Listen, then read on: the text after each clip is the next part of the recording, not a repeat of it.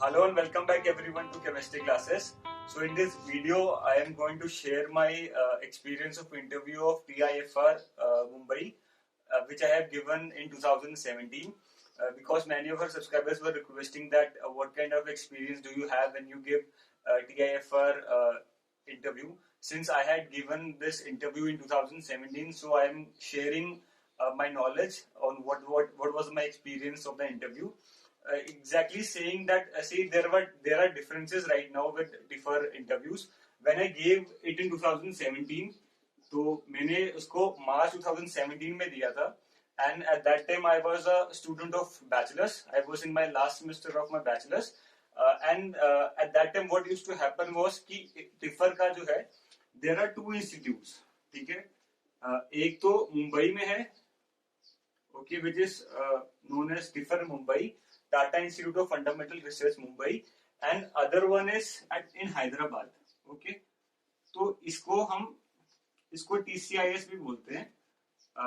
This is TIFR Center for Interdisciplinary Sciences. Okay, तो ये दोनों इंस्टीट्यूट हैं जो टिफर के अंडर बच्चों को रिक्रूट करते हैं. ठीक है, तो दो तरह के रिक्रूटमेंट है.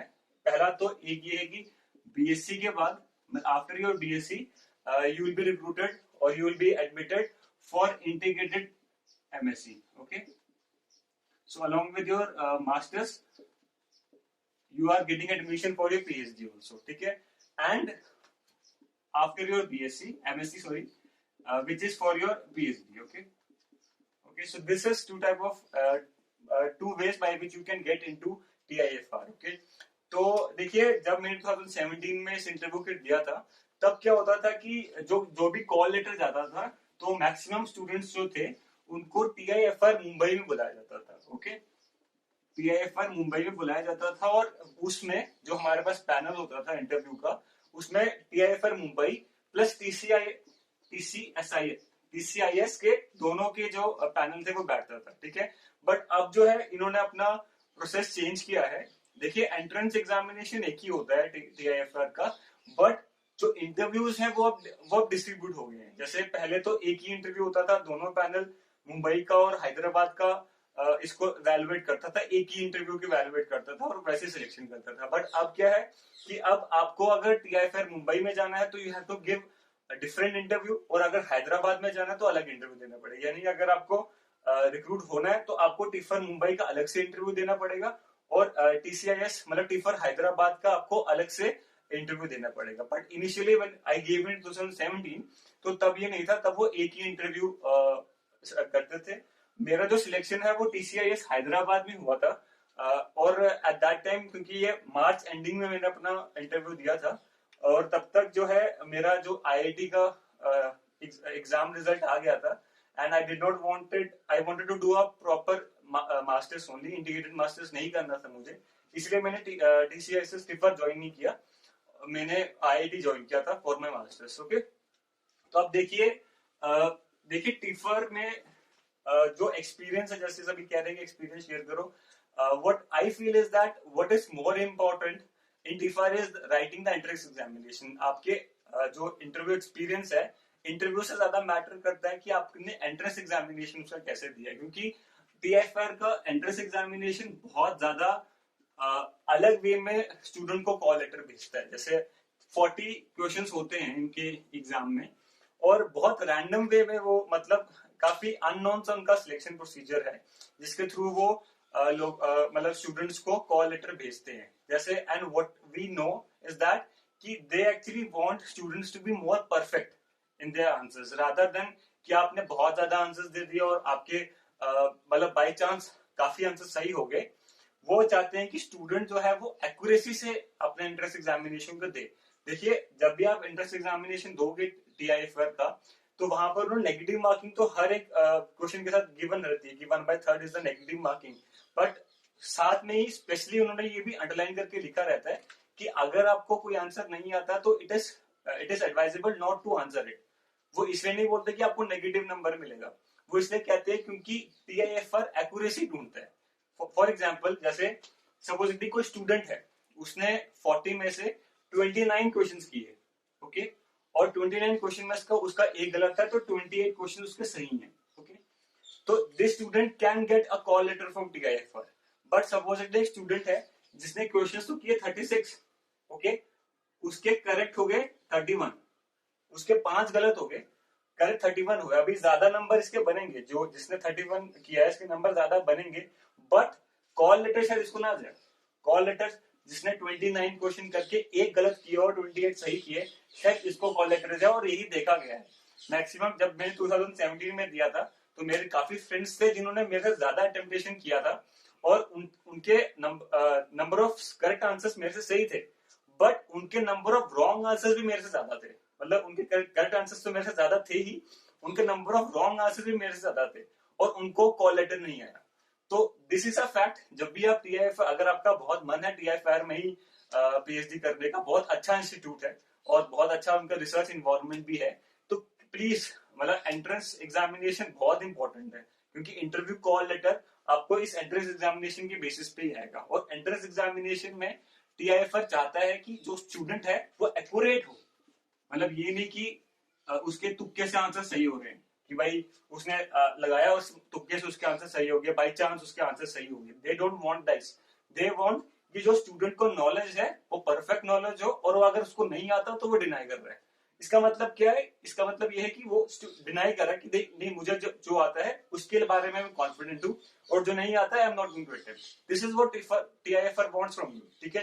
तो एंट्रेंस एग्जामिनेशन उसका बहुत ध्यान से देना। और बीएससी और एमएससी के लिए सेम एंट्रेंस एग्जामिनेशन है। हालांकि उनका criteria for calling, giving call letter will be definitely different for masters and for BSc student, but exam same ही आएगा। और क्राइटेरिया दोनों का सेम ही है कि जो ज्यादा एक्यूरेट रहेगा अपने आंसर्स में, उसी को कॉल लेटर दिया जाएगा। तो टीआईएफआर में ये ध्यान से आपको करना है। एंट्रेंस बहुत ज्यादा, एंट्रेंस एग्जामिनेशन बहुत ज्यादा मायने रखता है, तभी आपको कॉल लेटर आएगा, ठीक है।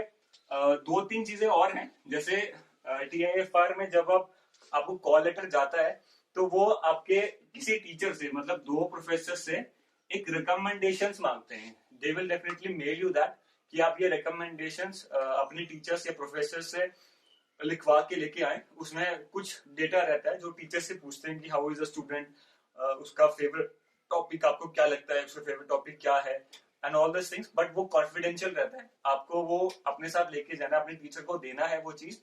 आपका टीचर उसे एक एनवेलप में करके, सील करके, साइन करके आपको देगा, and then you have to hand over that to the institute. जो भी पैनल है वो जो भी आपसे वहां पर कलेक्ट करेगा उसको आपको हैंड ओवर करना है। कॉन्फिडेंशियल रहता है, पर ये चीज भी आपको लेके जानी रहती है, ठीक है। अपने 2 प्रोफेसर से एक रिकमेंडेशन लेके जाना पड़ता है, टीआईएफआर ये भी आपसे मांगता है। 2-3 जब now talking about my experience of interview. देखिए, पहली बात तो मैं क्लियर कर रहा हूँ कि जो मेरा एक्सपीरियंस है वो बीएससी लेवल का है, ठीक है। तो अब उनको भी ये पता था कि this is a student of BSc and he is coming for masters. तो जो क्वेश्चन उन्होंने मेरे से पूछे वो डेफिनेटली वो मास्टर लेवल के स्टूडेंट से शायद ना पूछे, हो सकता है वो पूछे भी, बट एक बीएससी लेवल के उन्होंने क्वेश्चन मुझसे पूछे थे। बहुत ज्यादा हाई लेवल के क्वेश्चन उन्होंने मेरे से नहीं पूछे थे, ठीक है। पैनल जो था वो काफी बड़ा था पैनल, मतलब ऑलमोस्ट 8-9 पीपल थे, क्योंकि उस समय जैसे मैंने बताया कि टीआईएफआर मुंबई और टीसीएस हैदराबाद जो है वो दोनों एक साथ अपना इंटरव्यू कलेक्ट करता था। तो देखिए, सबसे पहले जो उन्होंने मेरे से क्वेश्चन पूछा था कि आपको how did you come to Mumbai, और आपको कुछ दिक्कत तो नहीं हुआ।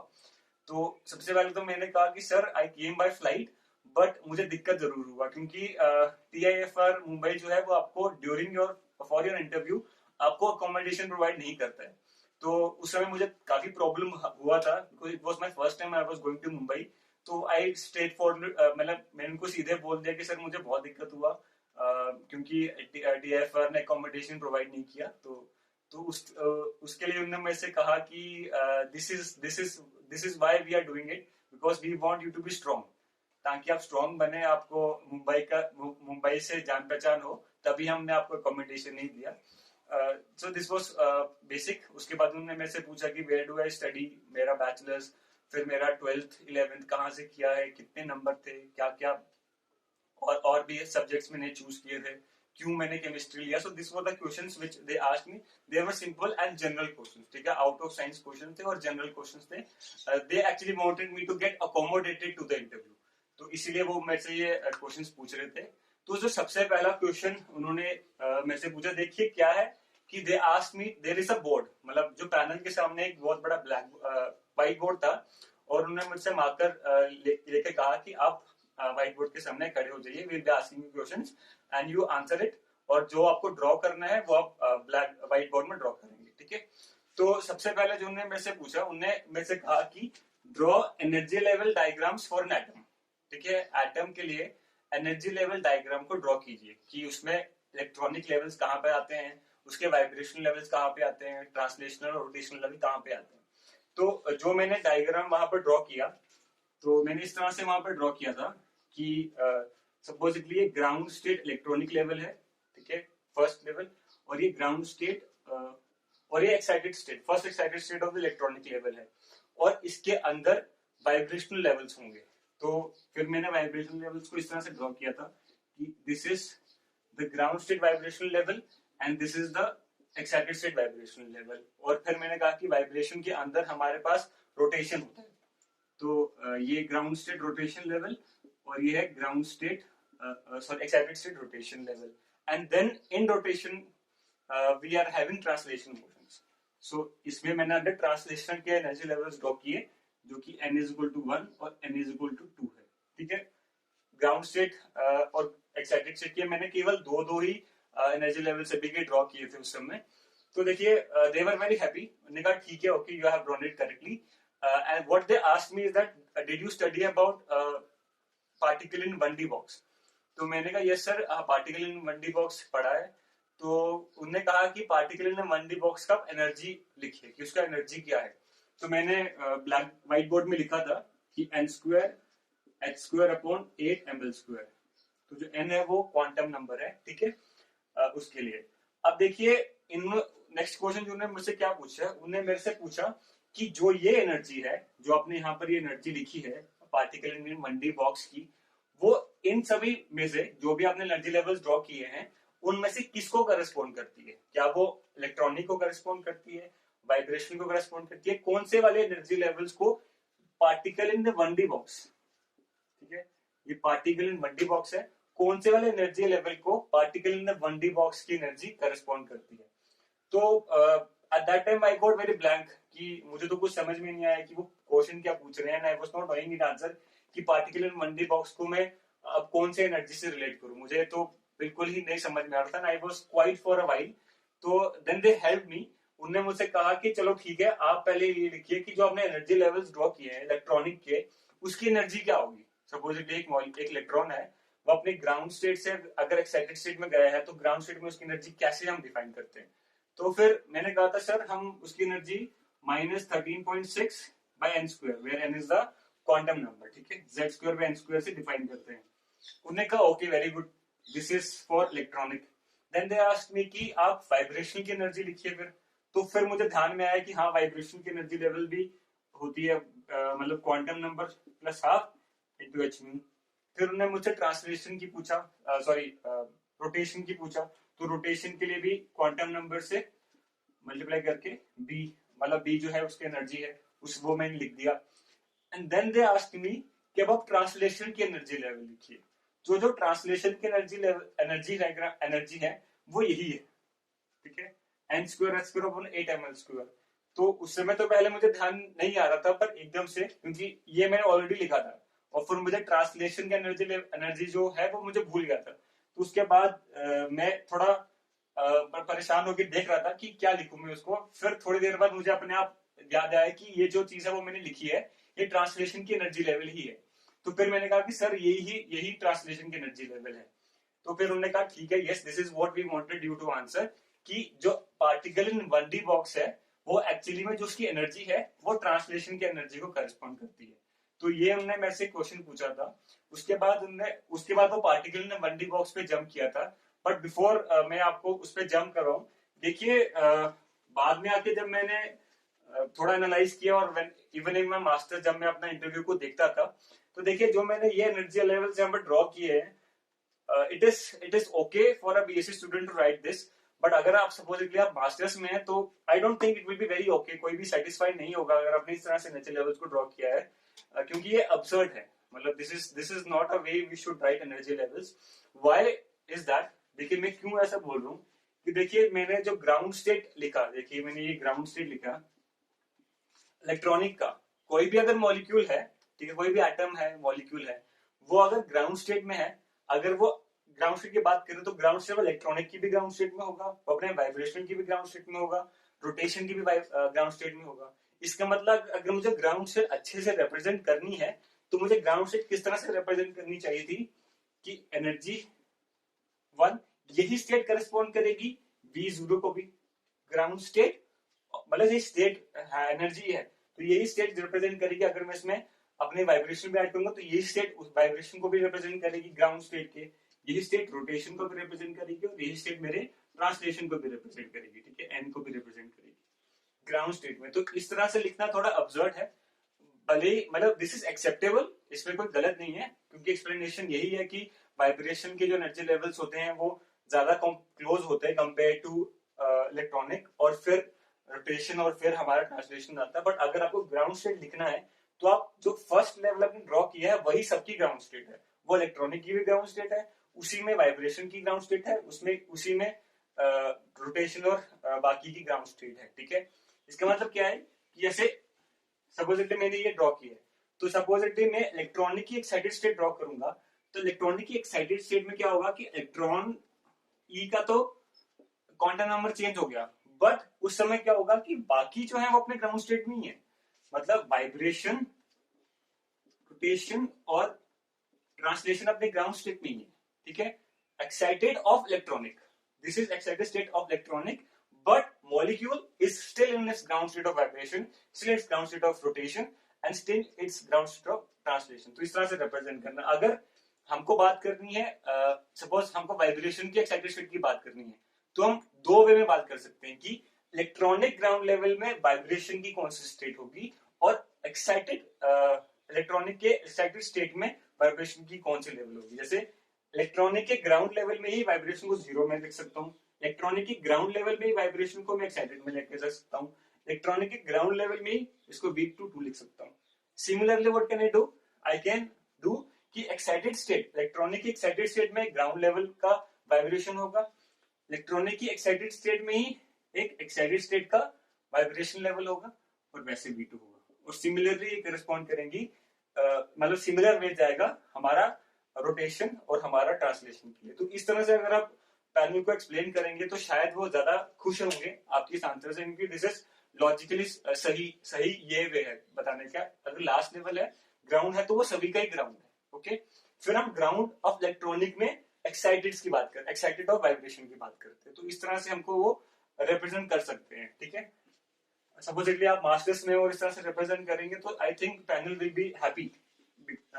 ठीक है, अब पार्टिकल इन 1D बॉक्स में आए, तो पार्टिकल इन 1D बॉक्स में उन्होंने मेरे से कहा कि पार्टिकल इन 1D बॉक्स की इंपॉर्टेंस क्यों है, why is particle in 1D box important. तो सबसे पहले तो मैंने यही कहा कि सर क्योंकि वो हमको ट्रांसलेशनल एनर्जी लेवल्स की एनर्जी दे रहे हैं, तो उन्होंने कहा ओके. तो फिर सेकंड चीज ये है कि particle in 1D box actually is the basic concept जहां से हम क्वांटाइजेशन को इंट्रोड्यूस करते हैं. ठीक है, हम जब भी क्वांटम पढ़ते हैं तो सबसे पहला टॉपिक तो पार्टिकल इन 1D बॉक्स पढ़ते हैं, क्योंकि वो सबसे बेसिक कंसेप्ट है जिससे हम क्वांटाइजेशन को इंट्रोड्यूस करते हैं. ठीक है, किसको, क्वांटाइजेशन को. तो मैंने ये चीज बोली थी. देखिए I studied from Delhi university, तो दिल्ली यूनिवर्सिटी के लास्ट सेमेस्टर में ही क्वांटम है. तो and since I was giving my interview in end of March, तो तब तक हमने काफी क्वांटम का अपना पोर्शन जो है वो कवर कर लिया था. इसलिए मुझे काफी जो क्वेश्चन जो उन्होंने क्वांटम रिलेटेड पूछे वो उस समय ध्यान थे कि हाँ ये ऐसा हो रहा है, they were very fresh in my mind. ठीक है, तो पार्टिकल इन 1D बॉक्स जो है, पार्टिकल इन 1D बॉक्स जो है वो क्वांटाइजेशन को इंट्रोड्यूस करता है, इसीलिए उसकी इंपॉर्टेंस है. ठीक है, अब उन्होंने नेक्स्ट क्वेश्चन मेरे से पूछा कि क्वांटाइजेशन कैसे आती है, मतलब व्हाट इज द बेसिक फंडा ऑफ इंट्रोड्यूसिंग क्वांटाइजेशन. आप क्वांटाइजेशन कैसे इंट्रोड्यूस करते हैं किसी भी सिस्टम में. तो इसका भी एक फंडा है, इसका भी एक आंसर ये है कि जब भी आप किसी सिस्टम में बाउंड्री कंडीशंस लगाते हैं तो वो ऑटोमेटिकली आप उस सिस्टम को क्वांटाइज कर रहे हैं. आप बाकी एनर्जीज को छोड़ के केवल उसी पर्टिकुलर कंडीशंस को फॉलो करने वाली एनर्जीज को एक्सेप्ट कर रहे हैं, यानी कि बाउंड्री कंडीशन. तूने मेरे से पूछा था कि क्या चीज है जो क्वांटाइजेशन करती है, तो वो बाउंड्री कंडीशन। अगर आप पार्टिकल इन द बंडी बॉक्स को इनिशियली में पढ़ेंगे तो सबसे पहले यही मेंशन है कि पार्टिकल इन द बंडी बॉक्स क्वांटाइजेशन को इंट्रोड्यूस करता है। और क्वांटिटेशन क्यों इंट्रोड्यूस है? क्योंकि हमने बाउंड्री कंडीशन लगा रखी है, तो बाउंड्री कंडीशन। तो फिर उन्होंने मेरे से पूछा कि क्या पार्टिकल इन बंडी बॉक्स में बाउंड्री कंडीशन लगाई है? तो मैंने कहा यस सर, पार्टिकल इन बंडी बॉक्स में हमने we have introduce this restrictions, we have introduced boundary conditions, and that are just, we are not letting that particle go outside the box. We have introduced a boundary that in this boundary the potential energy of the particle is zero, and outside that boundary it is infinite. So we are not letting this molecule or this atom or this particle go outside the system. तो वो हमने एक condition, एक boundary condition लगाई है अपने particle पे, और जिसकी वजह से हमारा जो मॉलिक्यूल है वो क्वांटाइज्ड हो गया है। ओके, तो then what they asked me is that कि write down the wave function. तो वेव फंक्शन आप लिखिए इसका पार्टिकल इन बंडी बॉक्स का। तो मैंने लिखा था क्योंकि ये तो काफी उस समय वो था, मतलब it was very fresh in my mind, I am telling you this again and again. तो ये मैंने उस समय लिख दिया था। और फिर उन्होंने मेरे से कहा था कि आप पार्टिकल इन अ बॉक्स में ही जो वेव फंक्शन आपने मेंशन किए उसके ग्राउंड लेवल, उसके एक्साइटेड लेवल को मेंशन किया। हाँ, यहाँ पर एक और क्वेश्चन उन्होंने मुझे पूछा था कि एन की वैल्यू कहाँ से स्टार्ट होती है। तो देन आई टोल्ड कि एन की वैल्यू जो है वो 1 से स्टार्ट होती है, 1 2 3 से जाती है। और ये स्पेशल क्वेश्चन उनसे मुझे पूछा था कि क्या एन की वैल्यू 0 होती है पार्टिकल इन बंडी बॉक्स के लिए। तो हम इनिशियली पढ़ते भी थे तो कि एन की वैल्यू 0 नहीं होती है।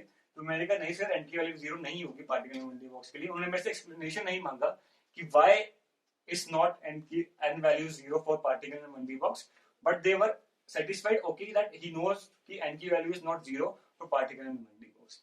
They asked me to draw the structures, the wave functions for ground state and excited state. तो मैंने पार्टिकल मैंने बॉक्स बनाया, ठीक है, उसमें 0 से L लिख दिया x को, ठीक है। उसके बाद वेव फंक्शन क्योंकि लिखना था तो पहला जो वेव फंक्शन बनाया ग्राउंड लेवल के लिए n इक्वल टू 1 के लिए इस तरह से होता है। और फिर जब मैंने दूसरा बनाया तो साइन की वे में इसको बनाया था। This is for this is second, ठीक है, this is first, this second. तो जैसे ये मैंने बनाया तो दे सेड ओके, ठीक है, मतलब they were happy with this. Then they asked me कि अभी आपने जो एनर्जी लेवल्स इनिशियली ड्रॉ किए थे आपने वो ड्रॉ किए एटम के लिए, ठीक है। तो उनने मुझसे कहा कि सपोजिटली आपके पास एक एटम ना होकर बहुत ज्यादा ग्रुप ऑफ एटम्स हैं, तब उन एनर्जी लेवल का बैंड बन जाता है।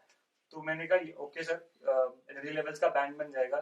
तो उन्होंने कहा कि इस बैंड के बेसिस पे ही हम कुछ मॉलिक्यूल्स को, कुछ एलिमेंट्स को हम इंसुलेटर कहते हैं, कुछ को हम कंडक्टर कहते हैं, कुछ को हम सेमीकंडक्टर कहते हैं।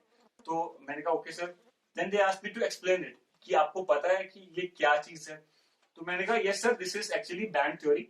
बैंड थ्योरी होती है तो जैसे सपोजिटली मेरे पास एक, मेरे को उतना उस समय ध्यान तो नहीं था, बट इतना ध्यान था कि एक वैलेंस बैंड और कंडक्शन बैंड रहता है।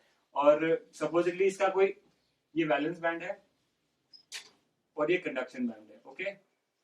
तो मैंने उनको यही कहा था कि सर सपोजिटली ये जो गैप है ये अगर ओवरलैप कर रहा है, कंडक्शन बैंड और वैलेंस बैंड का गैप अगर ओवरलैप करेगा तो जो भी एलिमेंट होगा वो एक गुड कंडक्टर होगा, ओके, कंडक्ट करेगा इलेक्ट्रिसिटी को, it will be a good conductor, okay. Whereas supposedly ये गैप बहुत ज्यादा है तब वो हमारा मॉलिक्यूल जो है वो इंसुलेटर बन जाएगा, ओके। और सपोजिटली वो गैप थोड़ा कम है, I was not having a there is a threshold of a molecule getting being semiconductor, but I did not, उस समय मुझे ध्यान नहीं था। तो अगर थ्रेशोल्ड है किसी मॉलिक्यूल के लिए तो एक लेवल पे एक मॉलिक्यूल सेमीकंडक्टर भी बन सकता है कि थोड़ा ही एनर्जी देने पे वो मॉलिक्यूल जो है वो कंडक्ट करने इलेक्ट्रिसिटी, तो उसको हम सेमीकंडक्टर कहते हैं। मतलब eight ground, eight normal state it won't conduct electricity, but अगर हम उसको थोड़ी एनर्जी देंगे तो और तब वो इलेक्ट्रिसिटी कंडक्ट करना शुरू हो जाएगा। उस ऐसे एलिमेंट को हम सेमीकंडक्टर कहते हैं। तो उन्हें कहा ठीक है, this was all they asked me from quantum, मतलब exactly same, it was actually from quantum only. Then they asked me to draw structure of carbon dioxide, कि आप कार्बन डाइऑक्साइड का स्ट्रक्चर ड्रॉ कीजिए। तो मैंने उसका स्ट्रक्चर ड्रॉ कर दिया कि मैंने कहा sir this is a linear molecule and it will having a double bond between both oxygens. उन्होंने कहा ठीक है okay this is a linear molecule. Then they asked me कि ठीक है अब कार्बन के नीचे फैमिली कौन सी होती है? आई सेड सिलिकॉन, फैमिली में नीचे सिलिकॉन आता है।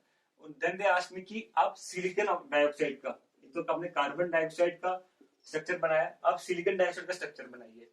तो जब सिलिकॉन डाइऑक्साइड का स्ट्रक्चर मैंने बनाया तो I drew it like this. तो they were smiling at that point कि ठीक है कहते। Then they asked me okay you know कि it is not a monomer, मतलब ऐसे actually this is not a monomer, ये तो मोनोमर है पर ऐसे होता है एक मोनोमर नहीं है, एक पॉलीमर है, पॉलीमर पॉलीमेरिक फॉर्म में एग्जिस्ट करता है, ठीक है। तो दे आस्क्ड मी कि ऐसा क्यों है, why is it so that carbon dioxide is existing as this a single entity whereas SiO2 is existing as a polymer। तो I said that this is because क्योंकि the size, this is the size is the major factor। Silicon का size बड़ा है, हमारे पास जो oxygen है वो तो सेम साइज का है, इसलिए हम सिलिकॉन को कार्बन और सिलिकॉन को कंपेयर करेंगे। सिलिकॉन का साइज बड़ा है इसलिए जो सिलिकॉन और ऑक्सीजन पाई बॉन्ड है it won't be very strong. So since the pi bond is not very strong so it will exist as a single bond. Silicon oxygen जो है वो सिंगल बॉन्ड के फॉर्म एग्जिस्ट करेगा and this makes it a monomeric unit. This will make it monomeric क्योंकि यहाँ पर फिर oxygen की जो बैलेंस है वो सेटिस्फाई नहीं होगी। तो ये एक मोनोमेरिक यूनिट है और फिर ये बढ़ेगा आगे, इसलिए ये पॉलीमर फॉर्म में एग्जिस्ट करेगा। तो उन्होंने कहा okay good. Then they asked me कि आप कार्बन डाइऑक्साइड के लिए वाइब्रेशनल मोड्स ऑफ फ्रीडम लिखिए कि how many vibrational modes of freedom will exist for carbon dioxide. तो देयर इज स्ट्रेट फॉर्मूला, तो उसका फॉर्मूला है 3n माइनस 5 इसलिए क्योंकि 3 तो ट्रांसलेशन के हैं और 2 हमारे रोटेशन के हैं, क्योंकि लीनियर मॉलिक्यूल है, लीनियर मॉलिक्यूल में 2 ही डिग्री ऑफ फ्रीडम होते हैं रोटेशन के, इसे 3n माइनस 5 हो जाएगा। तो ये हो जाएगा 3 इंटू 3 माइनस 5 तो 4। ओके, तो there are actually 4 degree of freedoms for carbon dioxide. और उन्होंने मुझसे कहा कि आप इन्हें लिख सकते हैं क्या कि कौन कौन से वाइब्रेशनल मोड्स हैं कार्बन डाइऑक्साइड के। तो देखिए अब कौन कौन से हैं। एक तो जो हम पढ़ते हैं कि सिमेट्रिक स्ट्रेचिंग, दोनों वे में सिमेट्रिकली हम इसको खींच रहे हैं। दूसरा आता है एसिमेट्रिक स्ट्रेचिंग, ठीक है। फिर बेंडिंग्स होती है इन द प्लेन बेंडिंग, जो हमारा ऑक्सीजन है वो विद इन द प्लेन ही बेंड करे, ठीक है। और आउट ऑफ प्लेन बेंडिंग, जो हमारे ऑक्सीजन है जैसे सपोज हमारा ये बोर्ड अगर ये प्लेन है तो बोर्ड के प्लेन के बाहर वो बेंड करे तो एक वाइब्रेशनल मोड बनेगा। तो 4 वाइब्रेशनल मोड्स ये थे। देन दे आस्क्ड मी कि इनमें से अगर मैं सपोजिटली कार्बन डाइऑक्साइड का आईआर स्पेक्ट्रा लेते हैं, अगर हमने कार्बन डाइऑक्साइड का आईआर स्पेक्ट्रा लिया तो आप मुझे हमें बताइए कि कितने नंबर ऑफ बैंड्स ऑब्जर्व होंगे, ठीक है। कितने नंबर ऑफ बैंड्स ऑब्जर्व होंगे कार्बन डाइऑक्साइड के आईआर स्पेक्ट्रम में, in the IR spectrum of carbon dioxide. तो देखिए this is a very famous question in Delhi university. तो दिल्ली यूनिवर्सिटी ये क्वेश्चन बहुत बार पूछती है, तो उसमें मुझे ध्यान था क्योंकि देखिए इसमें क्या है कि हमें 2 बैंड्स ऑब्जर्व होते हैं। पहला बात तो जो हमारा स्ट्रेचिंग सिमेट्रिकल स्ट्रेचिंग है वो आईआर इनएक्टिव है because there is no dipole change, ठीक है। डाइपोल चेंज होना जरूरी है क्योंकि symmetrical stretching is not accompanied by a dipole change, hence it will be IR inactive. तो एक तो बचा हमारा एसिमेट्रिक स्ट्रेचिंग, ओके। सेकंड हमारे पास अब 2 मोड्स हैं हमारे पास, एक तो out in the plane bending है और आउट ऑफ प्लेन बेंडिंग है, but they are both degenerate, ठीक है। उनका जो फ्रीक्वेंसी ऑफ वाइब्रेशन है वो सेम है, इसीलिए वो मतलब बैंड जो दिखेगा वो एक ही फ्रीक्वेंसी पे दिखेगा, ठीक है। एक तो एसिमेट्रिक का दिखेगा और जो 2 हमारे हमने वाइब्रेशन की बात करी, 2 मोड्स की बात करी, वो आएंगे है एक्चुअली में 2 ही, बट उनका जो फ्रीक्वेंसी वो सेम है, तो इसलिए वो डीजेनरेट हो गए। इसलिए अगर हम बैंड देखेंगे तो आईआर स्पेक्ट्रा में जो कार्बन डाइऑक्साइड के बैंड है वो 2 ही आएंगे, only 2 bands will be observed in IR spectra. But number of active modes जो एक्टिव है आईआर एक्टिव मोड्स हैं वो 3 है, एक तो asymmetric stretching, out of plane bending और इन द प्लेन बेंडिंग। तो ये चीज उन्होंने मुझे एक्टिव मोड्स नहीं पूछा, तो उन्होंने केवल ये पूछा था कि आईआर स्पेक्ट्रा में कितने बैंड्स आएंगे। तो आईआर स्पेक्ट्रा में 2 बैंड्स आएंगे। It was very very famous question in DU, तो वो चीज तो मुझे ध्यान थी उस समय और ये मैंने बता दिया था कि this was the IR spectra. अब एक चीज उन्होंने मुझसे एक चीज और पूछी थी इन बैंड गैप, कि जैसे वुड है, तो अगर सपोजिटली वुड को आपने काफी देर तक, जैसे wood we all know is an insulator, okay, तो सपोजिटली आप वुड को बहुत ज्यादा, जैसे हमने कहा कि हम एनर्जी दे रहे हैं और उसको इंसुलेट, सपोजिट एनर्जी देकर हम उसको कंडक्ट करवा सकते हैं इलेक्ट्रिसिटी, ठीक है। तो उन्होंने मुझे कहा कि सपोजिटली वुड है और वुड को आप बहुत ज्यादा एनर्जी दे रहे हो, तो विल इट कंडक्ट, मतलब you are giving whatever energy it is required for the molecule for the valence band to go into the conduction band। अगर कोई भी चीज है वैलेंस बैंड से कंडक्शन बैंड के लिए जो एनर्जी चाहिए आपने उसको दे दी, चाहे वो कितनी भी ज्यादा है, आपने कहीं ना कहीं से अरेंज करते उसको दे दी अपने कार्बन को, वुड को, तो क्या वो इलेक्ट्रिसिटी कंडक्ट करेगा? तो एट दैट टाइम मैं तो कंफ्यूज था, I was not having a proper answer to this, but I said yes sir, अगर हम उसको एनर्जी देंगे, वुड को इतनी एनर्जी देंगे कि वो अपने कंडक्शन बैंड तक पहुंच जाए, तो वो इलेक्ट्रिसिटी को कंडक्ट करेगा। तो I said this, but they were not satisfied. There was a madam, she neglected me. She said कि नहीं, you are wrong. Why? Because what she said is that अगर आप when we are talking of wood and if you are giving so much energy to wood, actually उस energy तक तो वो burn हो जाएगा, but it will catch fire instead of conducting electricity. So wood के लिए ये चीज ध्यान रखना। सपोजली आपसे कोई पूछता है कि अगर आप इतनी एनर्जी दे रहे हैं, बाकी मॉलिक्यूल्स के लिए I don't know, but would के लिए तो स्पेसिफिकली ये सही है कि अगर आप बहुत ज्यादा एनर्जी देते हैं, there is oxygen in the atmosphere, then it will catch fire instead of conducting electricity. So this is a case for wood, okay. This is वो, और जो आंसर है वो उन्होंने मुझे खुद बताया था। अब उन्होंने क्या, लास्ट क्वेश्चन जो उन्होंने मेरे से पूछा था, they asked me that how are alkyl halides made, ठीक है, एल्काइल हैलाइड्स, ठीक है, ये किस तरह से बनते हैं। तो आई सेड कि सर अल्कोहल में अगर हम HCl डालेंगे, they asked me to write the equation, तो HCl डालेंगे तो we will be getting alkyl halide plus water, okay, this is what I said them. They asked me to give an example, okay, कि आप example दीजिए। तो उस समय तुरंत ही मैंने R को CH3 कर दिया, तो CH3OH plus HCl plus CH3Cl plus water, okay, तो ये मैंने उसमें एग्जांपल दिया, ठीक है। देन दे आस्क्ड मी कि आपकी, देन दे सेड मी कि आपने जो फर्स्ट इक्वेशन लिखी है वो तो सही है, सेकंड इक्वेशन आपने गलत लिखी है, this is totally wrong, this reaction will never happen. तो I was very confuse at that point कि maybe they are confusing me, कि अगर मैंने फर्स्ट सही लिखा है, मैंने तो केवल R को ही रिप्लेस किया, CH3 से रिप्लेस किया, I have not done anything else. I was very struck for very long time. Then they asked me कि टेल अस द मैकेनिज्म, कि मैकेनिज्म क्या है इसका। तो मैकेनिज्म जब मैं ड्रॉ करना शुरू किया, क्योंकि एसिड है तो, और ये OH है, तो एसिड इसको एसिडिफाई करके, मतलब OH H2O रिमूव करेगा and we will be getting a carbocation. तो आई सेड दिस कि will be getting CH3 plus.